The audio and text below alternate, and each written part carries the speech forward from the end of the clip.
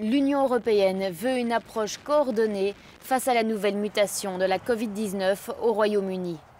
À la suite d'une réunion de crise, les États membres ont souligné l'importance de maintenir les frontières ouvertes au sein de l'espace Schengen et de rapatrier les citoyens européens depuis le Royaume-Uni.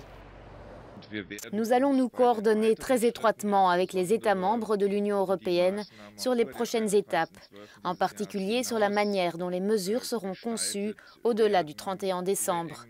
Car il est bien sûr important d'avoir un accord qui soit valable pour tous et qu'une frontière fermée ou une interdiction de vol ne puisse être contournée via d'autres pays membres de l'Union européenne.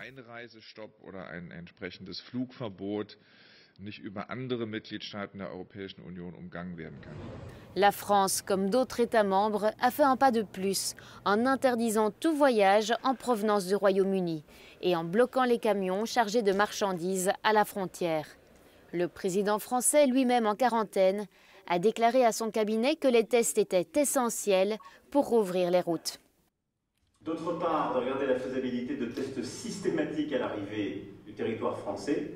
On va demander vraisemblablement que des tests PCR soient présentés comme étant négatifs à l'arrivée du territoire. Et évidemment, il nous faut bâtir une solution pour nos ressortissants qui souhaiteraient rejoindre le territoire national dans cette période de fête, en leur recommandant dès hier soir d'aller justement faire des tests PCR pour pouvoir se déplacer s'ils le souhaitaient.